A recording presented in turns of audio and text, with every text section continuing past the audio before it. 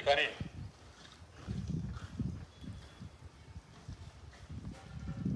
परमपूज्य माताजी निर्मला देवी यांच्या संकल्पनेतून आणि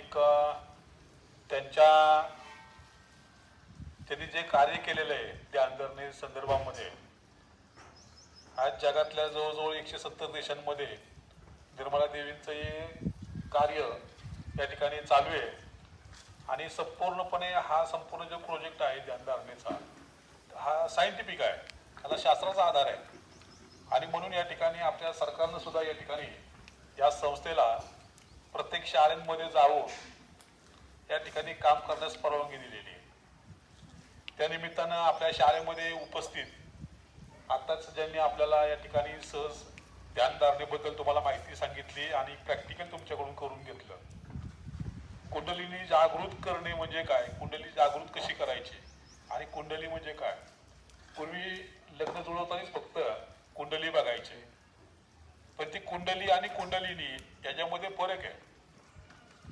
कुंडली म्हणजे तुमच्या या ठिकाणी जे काही तुमच्या शरीरामध्ये अंतरात्मा आहे, प्रत्येक मनुष्याच्या आतमध्ये एक अंतरात्मा आहे आणि हा अंतरात्म्याचा शोध आपण घेत नाही.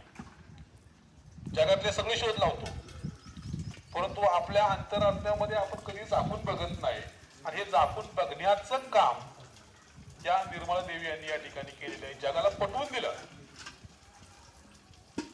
आणि म्हणून आता ही ध्यानधारणा म्हणजे काय, सहजयोग म्हणजे काय, हे सगळे शब्द आपल्याला नवीन आहे. सहजयोगामधून ध्यानधारणा कशी काय शक्य आहे आणि ध्यानधारणा का करायची आणि त्याचं महत्व काय आहे, हा पण एक प्रकार आहे. कुंडली जागृत करणं, स्वतःच्या आत्म्यावर आपलं नियंत्रण असलं पाहिजे. आपण जगावर नियंत्रण करू पाहतो, परंतु आपलं नियंत्रण आपल्यावर नसतं.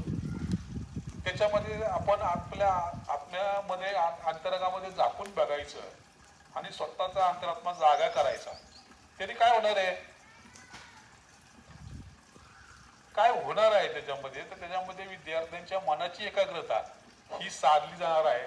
आणि तुम्हाला माहिती आहे की सगळ्या यशस्वीतांचं गम्य एकच आहे की ज्याची एकाग्रता मनाची चांगली आहे तोच कोणतीही गोष्ट सहज साध्य करू शकतो.